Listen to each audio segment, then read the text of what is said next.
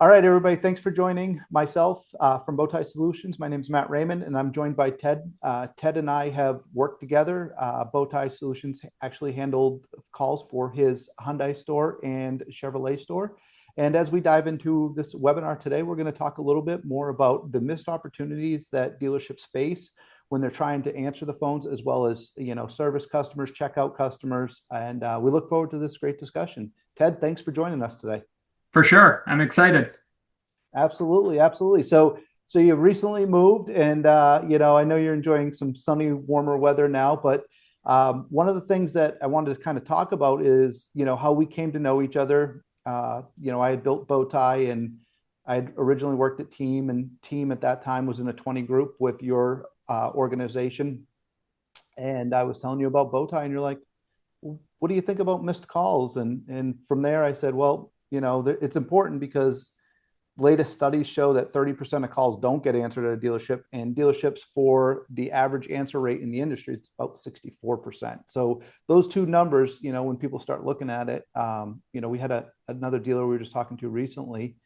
He told us when he hired us that he thought we'd get about 200 to 300 calls a month. We're answering no less than 1,200 calls a month for him right now. And we were designed to back up his team also. But let me just let you kind of explain a little bit about your interaction with Bowtie and how we kind of came to be on all of that. Absolutely. So prior to being the GM at the Hyundai store for the group, I was in charge of their research and development. So we got into a whole lot of numbers, and we did not have a call center for inbound on our service drive on Chevy. So we knew we could see in the data it wasn't going well. We brought on a typical one. I think it was like OEM co-opable, even though there's no co-op money. You know how that goes. We tried it, and we were getting a lot of feedback that from the customers. They were kind of like, we're talking to foreigners. We're in Omaha. That wasn't like flying that great. So it was like an okay experience. I would say better than not answering a call. But it was like, okay, it's kind of working.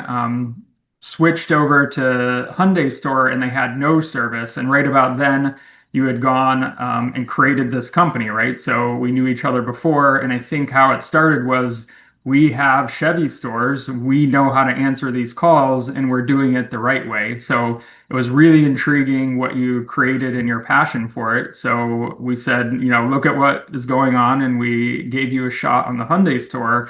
And I would say, far exceeded expectations, just like the whole process, interaction. But I'm sure we'll kind of get into our experience later. Yeah, absolutely. And it's funny you brought up, you guys had that kind of OEM mandated, company. And I believe it was you that reached out to me at the time when we knew each other from, the retail side, and asked me who we were using at the time.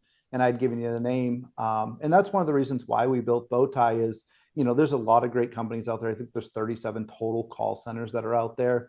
And one of the things that we wanted to make sure is that we were an extension of dealerships team. And, and as we dive into this a little bit more about how we helped you at Hyundai, I believe that we really bridged that gap between your team and our team to make your clientele feel like they are calling in and actually talking to somebody at the location. What was the onboarding process like, and how did we kind of help you fill those gaps as we go into that? Yeah, I would say absolutely loved it. Something that you and your team excel at was not give the GM or the service manager more work. So normally you bring on a vendor, it's like a month of logins and nothing's working, and they're trying to, get into software. You don't know how to get in. And I think with you, I was like, Matt, how long is it going to take? Like I'm ready for the month. And you're like, we'll have it done in 2 hours. And like, I was like, what? Like you just got in, create the logins. You're like, I just need one login. Like we'll do it all. So I think it shows that you're an expert in the space, and then you like try to take things off my plate instead of put them on. So the onboarding was super smooth. I think you even sent us a picture or video of the team that was working on our calls, which is kind of cool. You did mention, you're trying to be a partner versus a vendor. And when you said that, it flipped in my head. I never felt a partnership or a vendor relationship with your company. Meaning, like, I just kind of thought we worked together. Like, I never considered, right, where vendors are kind of like keep them at a distance. They're not really going to help you. You're going to be frustrated. Like, I know if we have any attention, we call anyone in your company and they're responding to us, within minutes or, very appropriately. So I think the onboarding was absolutely great. Well, and one of the things that I loved about your company, and I use it when I talk to other dealers, is I don't know if you remember this, but you guys put a policy in place. I don't know if it was written down policy or spoken to policy, where any TO that came over to your team, they were required to respond back to the customer and respond back to our team, letting us know it was handled. And so for you guys, when we were doing the answering the phones and scheduling the appointment and then sending over any questions through the TO, your team was very responsive. And I use that all the time with dealerships and the data shows it. Like I can show you data of your stores over other stores where the call back rates, where customers are calling in multiple times, has almost completely gone to zero for your team because they call in one time, we schedule an appointment or we answer a question, and then if we ask your team to reach out to the customer for something else, they reach out to the customer. And you guys have been on with us now. I think it's coming up close to a year and a half, maybe almost two. But we've ingrained in your customer that you will get a call back and there's no need to keep calling. And you guys put a policy in place where it's within 5 minutes. And so we don't ever see that customer calling us a second time that day. And it's been really cool to see that because for us, no customer wants to be on the phone more than once. And if they tell you something and we relay that information and that answer gets answered, man, it just makes your CSI and all that stuff a much better experience for your customer. So I have to thank you guys because you guys were the ones that really, I don't want to say crack down, it's the wrong word, but you guys are really the ones that said, hey, this is what you're promising to deliver to us. And this is what we'll promise to deliver to you. And you did so. I love it. And I think where it comes from, obviously there's threats of the whole industry being taken over by Amazon, which is ironic because we're one of the first dealers at Hyundai in the Midwest where you can buy a car off Amazon. Feel free to Google it on Amazon. You can literally push buttons. So our only differentiator between that experience is customer service. So if you're calling into our dealership 3 times to find out if your car is done, like we've now lost. So I think it was pretty clear to our team, like that is our differentiator. And before we brought you on, it wasn't great. Like we could see the like 3 or 4 missed calls. And I even had a personal experience at a dealership where I needed some information. And I called in like 2 or 3 times and like just I knew I could tell by the voicemail and the process they weren't going to call me back. And then you get frustrated. Like even me knowing the process, I'm like, can someone answer my question? So we were coming from there. We knew we had to make a quick change. And our advisors, were busy. Like they don't have time. There was a reason they weren't calling back. They weren't bad advisors. There's just a lot going on. So I think where you came in is you just like, hey, we can answer these calls. And then I remember the reports because you write like little messages on all of them. And we could read and we could see like, oh, okay, that customer called us 3 times. So as a GM, you could go out there and be like, hey, can you run me through what happened with this customer and start really showing to the team like this matters to me and we're not going to let it go until it corrects because it's just too important. No, and I'm glad you brought that up because that's one of the things that we talk to when we're onboarding dealerships is, hey, you're going to get this. And the agent's going to put in there, this is the customer's third call. And it's not to attack the service advisors, but rather bring education to it. Because if we don't, I heard somebody once say, I'd rather have the ugly truth than a pretty lie, right? And if we, make these notes look pretty because we don't want to upset people or, ruin their day, then we're not really diving into the problem. And, sometimes there are customers that just have zero patience. We all know that.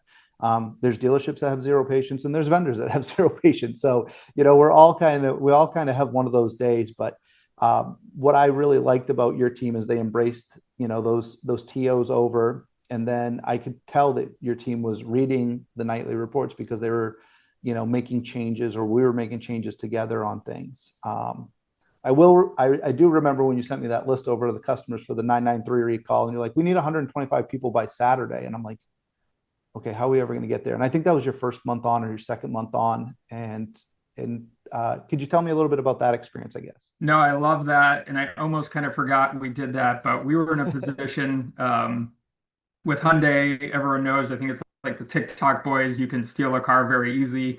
So Hyundai had to bring in basically the whole existing fleet and do a simple little like stick plug-in recall, but you got to get people to come in. So there was tons of corporate pressure on the dealers, like we had to perform. and there was a lot of money and eyes behind it. And we had to throw an event like stereotypical, put up a tent, put out hot dogs, get everyone to come in on a like Saturday and Sunday kind of deal, right? And the OEM, we had, one of their typical vendors, I can't remember the name, but they had a call center that could schedule. But I just had this gut feeling like they were going to kind of be like the other call centers where they didn't like, sure, they were going to like put a name in kind of thing. And I knew your passion behind all this. So I asked you, I was like, hey, we like really need this filled. Like we gotta, there's no choice but to win here. So like that's a lot of pressure to put on you, but you're just like, sure, like give me the list. And then you can see every time you schedule an appointment on your nightly report. So it went from like one a day to all of a sudden I was getting reports of like 30 or 40. So I was like, oh, okay, we're scheduling for these things. That's pretty great. So the day the event came and we actually had it was like full, all the spots were full. It went exactly as it intended, and we just kind of moved on like great. Matt did his part, our team did their part because they had to come in their day off. And then the OEM rep came in maybe a couple weeks later and he's like, how'd your event go? And we reported that to him. He's like, oh, like every other store I stopped by used this other call center, had booked out their, 300 appointments and like 20 people showed up. So just absolute disaster, right? When you put that many things into motion.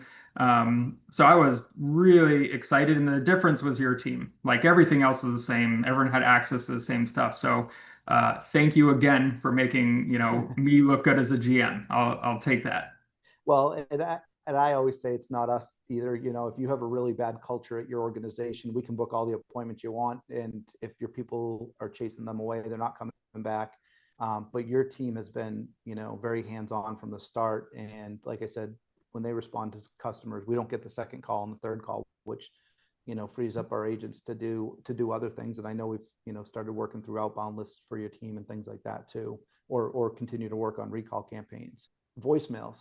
One of the big things for us being in business is so that dealerships don't have customers going into voicemails, or if for some reason they end up in a voicemail, like through our software, they would end up getting called right back. What have you experienced with your customers and, maybe not getting to voicemails anymore? Yeah, I mean, if you make it to voicemail, I mean, we're done. I mean, we're a massive companies, dealerships, right? Mhm. Like I expect to go to voicemail on like a one person company, not like a big entity. So I just think if you make it to voicemail, like our process has failed with the amount of attention we can bring it and the people. Um, so I would just say like, yes, it's not an option to go to voicemail.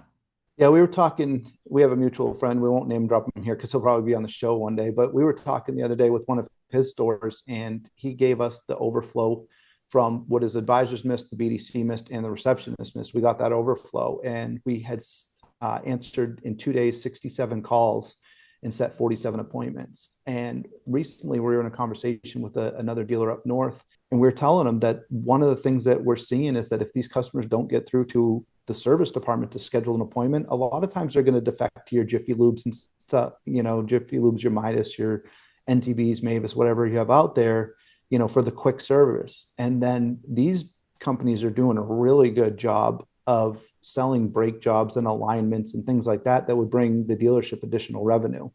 I think one of the things that's kind of a forgotten thought is that it's not just an oil change. An oil change is the ability to get under the hood, and a tire rotation is the ability to take off the wheels. And when you can do those two things, you can start finding a lot more things that the customer might need on their vehicle. So, that's just kind of one of the things I want to share with that, and the importance of not letting a customer go to voicemail. And we know nobody returns voicemails anyways.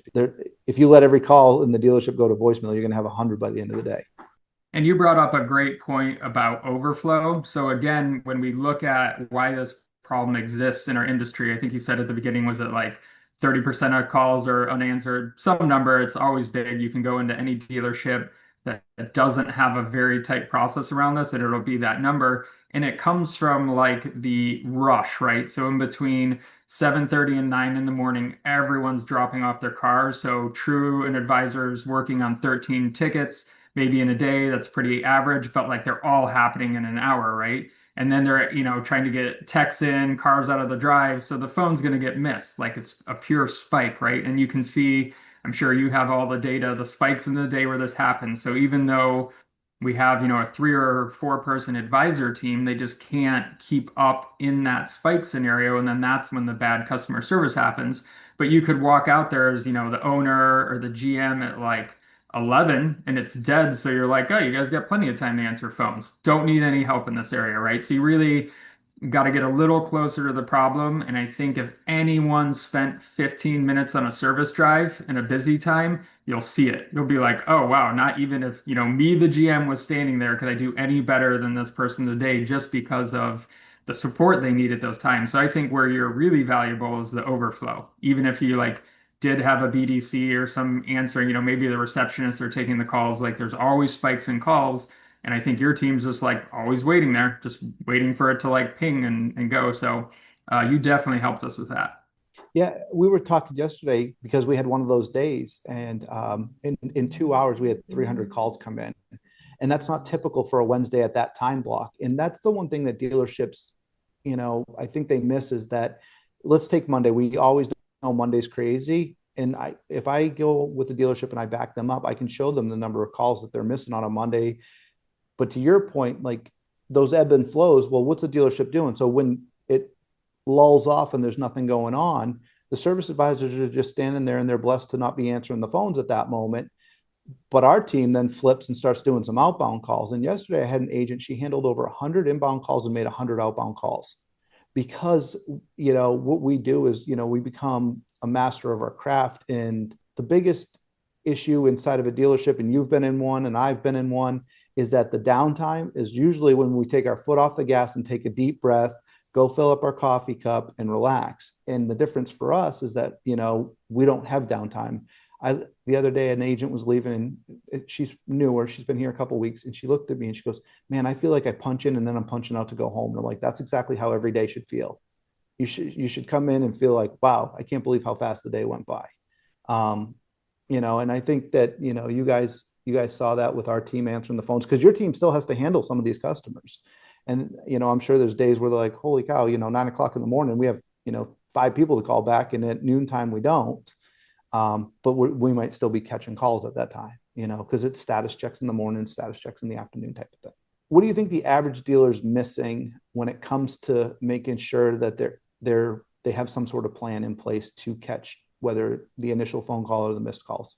Um, like why you would make it a priority is almost certainly CSI. You could also tie it to money. Like that's the easy one, right? No one's calling a service department that doesn't need to fix something, right? They're not being like, can I come in for a cup of coffee?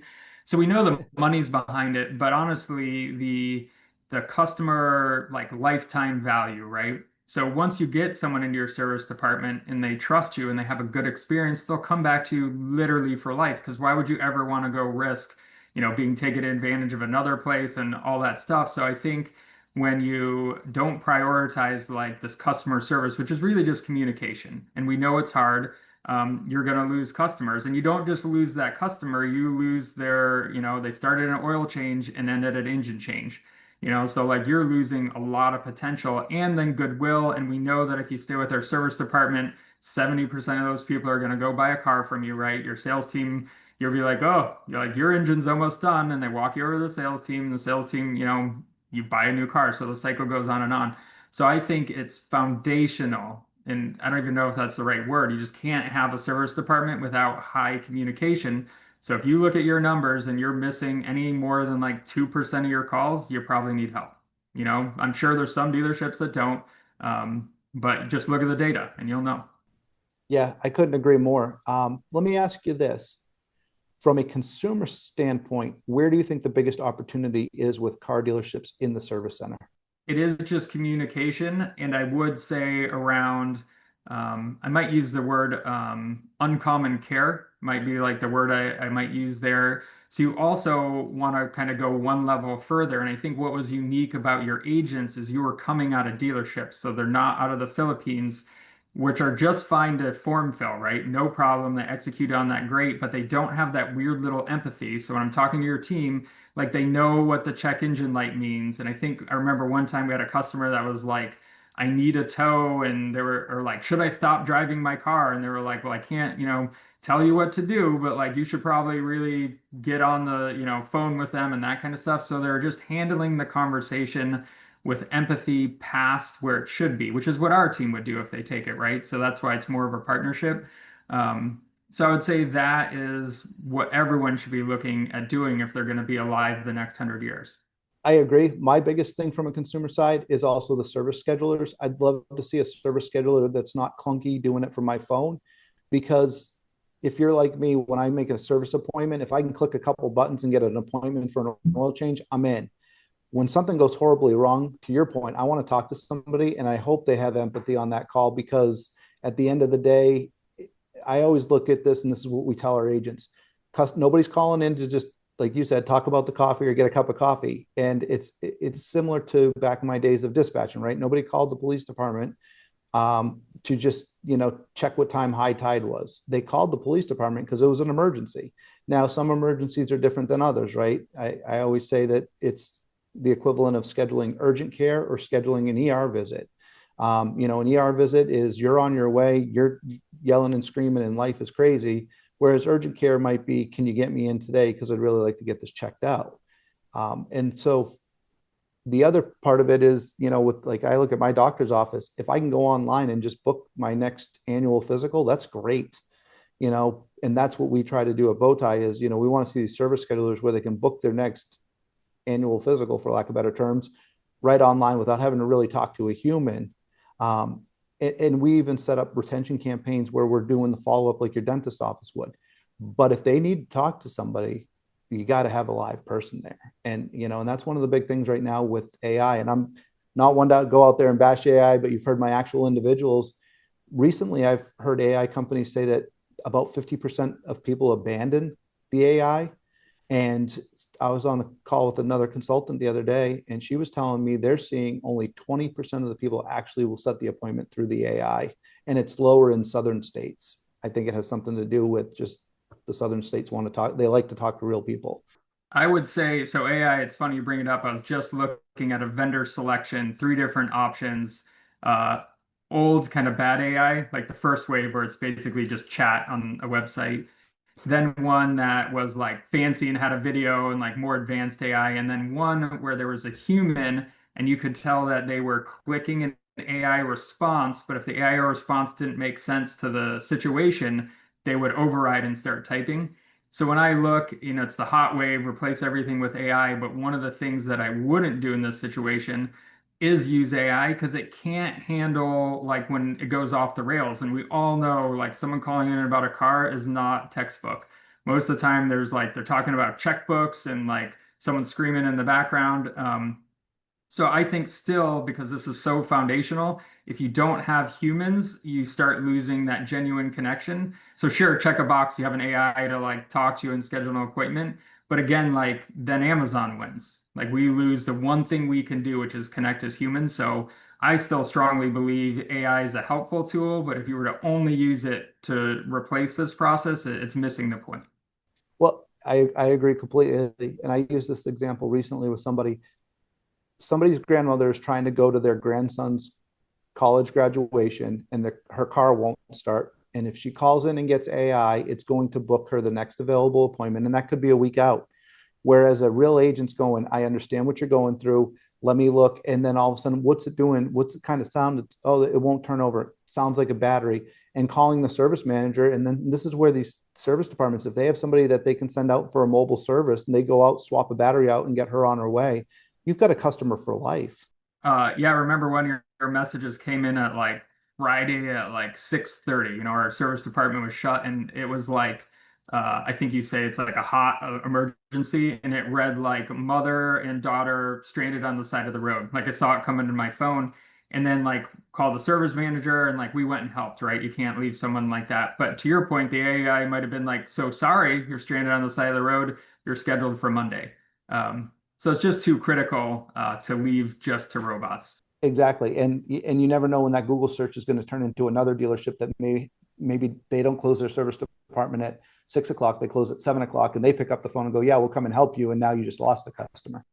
Yep. So yeah, I love it. Ted, I really appreciate the time today. Is there anything else you'd like to add? No, I mean, this was super fun. We loved working with your company and found you a value add to the team, not like just a cost, like it was value. And then you also helped make us money. We didn't even talk about, you did a lot of outbound campaigns, right? How do you grow your service drive? But it's all the same thing, right? You gotta do the work and you gotta do it now. You don't wait a week. So it's been a great experience for us. Excellent. Well, thank you very much, and I appreciate it. And enjoy your new location down there. For sure. Everybody, I just want to thank you for joining Ted and I today on this webinar, and we look forward to having our next webinar. Stay tuned for our special guest.